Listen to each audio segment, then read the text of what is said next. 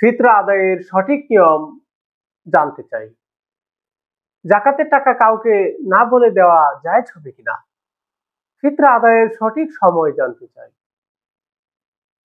আরেকবার প্রশ্ন করেছেন, জাকাতের টাকা দিয়ে কি এতিমখানার এতিমদের ইফতার করানো যাবে? জাকাতের টাকা দিয়ে এতিম বিধবার ঘর করে দেওয়া যাবে কিনা? মহিলাদের জাকাতের হিসেব কি? স্বামী আদায় করলে হবে কিনা? বাচ্চা দুধ খায়, এখন রোজা রাখতে সমস্যা হচ্ছে, রোজা না রাখলে কোনো সমস্যা হবে কিনা? রোজা রেখে মুখে গোল ব্যবহার করা যাবে কিনা?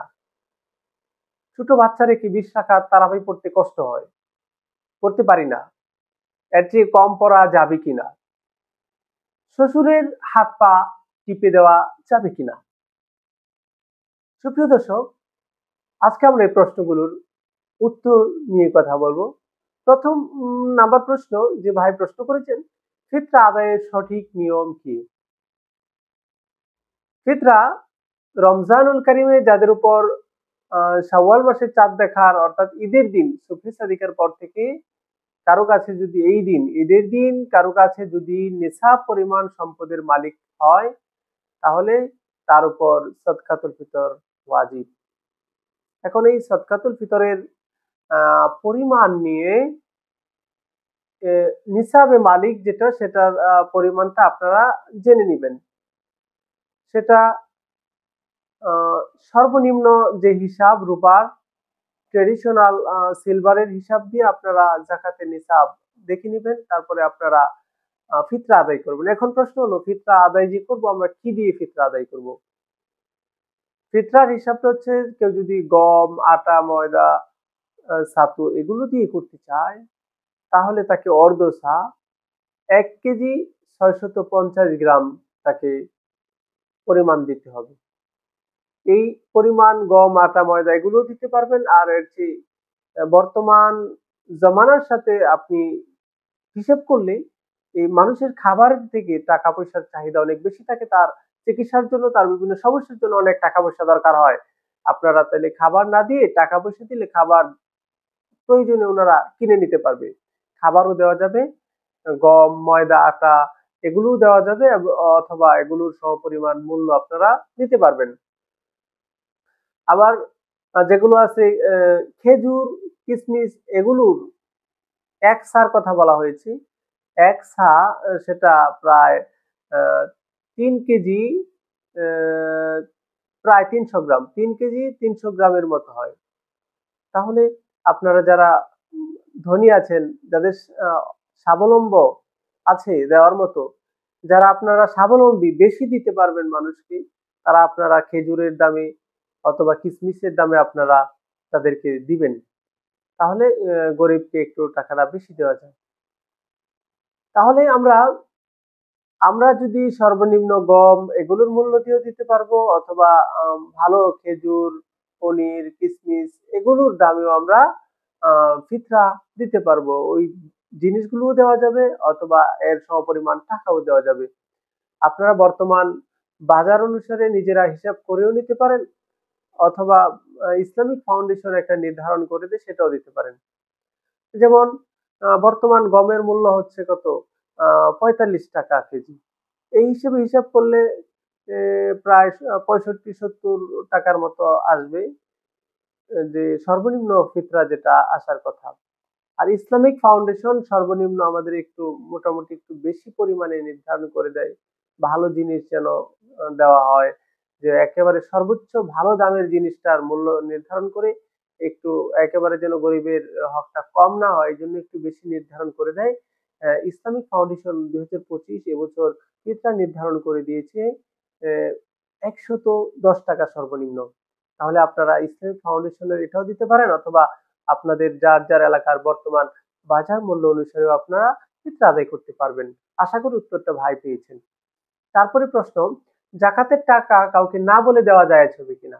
যেমন আপনার কাছের আপনজন, তাদেরকে যদি আপনি জাকাতের টাকা দেন, তাহলে আপনি যদি তাদেরকে জাকাতের কথা বলেন, তাহলে তারা নিতে চাবে না, বা মনে দ্বিধা সংকোচ বোধ করতে পারে।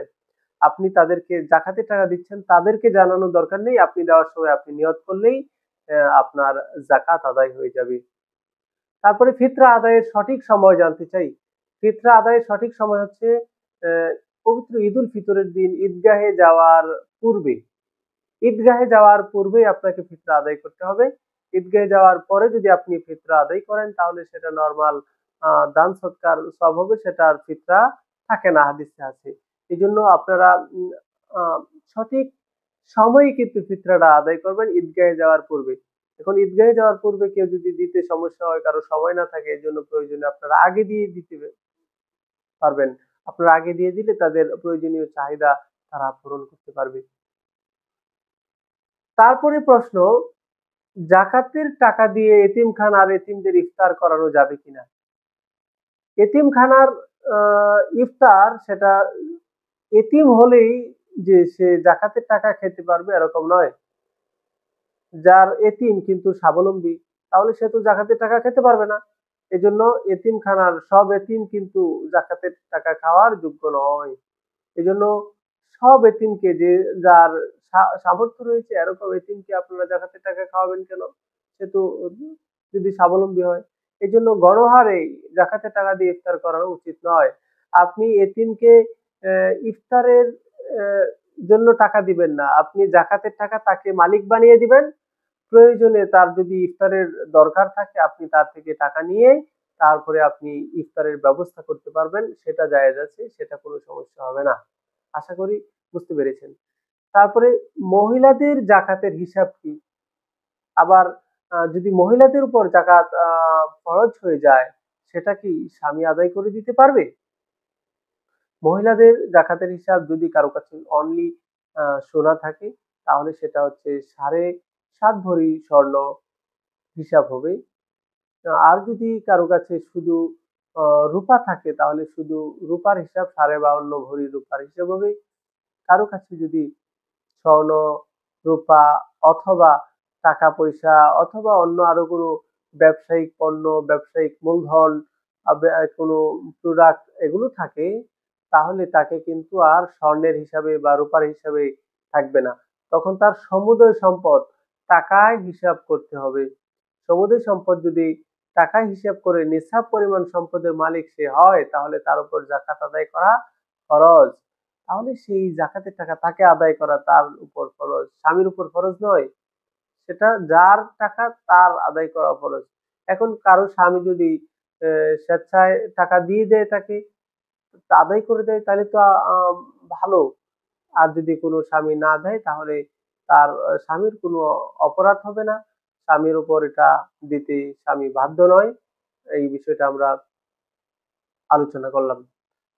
কেউ যদি দিয়ে দেয় কোনো স্বামী তাহলে সেটা স্ত্রীর উপর অনুগ্রহ করেছে, সেটা কোনো আহ, সমস্যা হবে না। তারপরে এক বোন প্রশ্ন করেছেন, ছোট বাচ্চা দুধ খায়, এখন রোজা না রাখলে সমস্যা হবে কিনা? এখন ছোট পরিমাণটা কেমন ছোট সেটা একটা বিষয় আছে। একেবারে যদি ছোট, যে আপনি যদি রোজা রাখেন তাহলে সে যদি এক ফোঁটা দুধও না পায়, একবারে তার যদি প্রাণনাশের হুমকি থাকে, এরকম যদি হয় তাহলে তো এক বিষয়। আরেকটা হচ্ছে যে বাহিরের খাবার খেতে পারে, তা আপনি প্রয়োজনে তাকে, রাতের বেলাও তো বাচ্চারা দুধ খায় না, ঘুমায়, তাই অভ্যাস চেঞ্জ করুন। আপনি আল্লাহর বিধান রোজাকে এত সহজে ছেড়ে দিবেন না। রোজা খুবই গুরুত্বপূর্ণ একটা ইবাদত। আপনারা চেষ্টা করবেন যতটুকু সম্ভব হয়। তারপরেও কেউ যদি একেবারে অপারগ হয়, কারো রোজা রাখলে তার বাচ্চার ক্ষতি হওয়ার সম্ভাবনা থাকে, তখন আমরা তাদেরকে পরামর্শ দিই যে আপনি তখন পরবর্তীতে কাজা আদায় করতে পারবেন। তবে অনেকেই পরে এগুলো আর কাজা আদায় করে না, তাহলে আল্লাহর কাছে কিন্তু এর কঠিন জবাব আপনাদেরকে দিতে হবে। এ বিষয়টা আপনারা লক্ষ্য রাখুন। একটু কষ্ট হলেও বাচ্চাদের প্রয়োজনে বাড়তি খাবারের ব্যবস্থা করুন, অথবা তার অভ্যাস শিডিউল একটু চেঞ্জ করুন। বা এরকম আপনারা করলেই তাহলে ইনশাল্লাহ বাচ্চার দুধ খেতে কোনো সমস্যা হবে না। রোজা রেখে মুখে গোল ব্যবহার করা যাবে কিনা? গুল একটা নেশা জাতীয় একটা জিনিস, যেটা মাদক দ্রব্য আমরা বলতে পারি, এরকম ধরনের একটা কোনো কিছু। এটা মুখের এক পাশ দিয়ে দিয়ে রাখা হয়, যেটা থেকে পেটের মধ্যে চলে যাওয়ার সম্ভাবনা বেশি। এই জন্য পেটে চলে যায় সেটা ঘ্রাণ। এই জন্য কেউ যদি মুখে রোজা রেখে গোল ব্যবহার করে তার রোজা ভেঙে যাবে। রোজা রেখে মুখে গোল ব্যবহার করা যাবে না। তারপরে প্রশ্ন, ছোট বাচ্চা রেখে 20 রাকাত তারাবি পড়তে পারি না, কম পড়া যাবে কিনা। তারাবি যেহেতু ফরজ নয়, আপনার যদি সমস্যা হয় তাহলে আপনি কম পড়তে পারবেন, সমস্যা হবে না। তবে রমজানে যত বেশি পড়া যায় তত সওয়াব বেশি, বিষয়টা আমরা লক্ষ্য রাখবো। তারপরে প্রশ্ন, শ্বশুরের হাত পা টিপে দেওয়া যাবে কিনা। এখন শ্বশুরের হাত পা টিপে দিতে হলে শ্বশুর বয়সে কেমন সেটা চিন্তা করতে হবে। যদি একেবারে অনেক বৃদ্ধ শ্বশুর হয়, যার ভিতরে কোনো কাম ভাব কখনো আসবে না, এরকম বিলুপ্ত হয়েছে, তাহলে তার হাত পা টিপে দেওয়া যেতে পারে। তাছাড়া অল্প বয়সের বা মোটামুটি বয়সের, মধ্যম বয়সের এরকম শ্বশুরের হাত পা পুত্রবধূ টিপে দেওয়া জায়েজ নয়, কারণ এতে কল্পনার জিনা হতে পারে। সেখানে উনি বাজে চিন্তা তার মাথায় আসতে পারে। এজন্য যতটুকু সেভে থাকা যায় আপনারা সেফ জোনে থাকার চেষ্টা করবেন। তবে কারো শ্বশুর যদি একেবারে বৃদ্ধ হয়, আহ, যে তার ভিতরে এরকম ধরনের কোনো মনোবাসনা, আহ, কল্পনা জল্পনা আসবে না, তাহলে তার জন্য জায়েজ হবে, তবে এটা না করাই ভালো।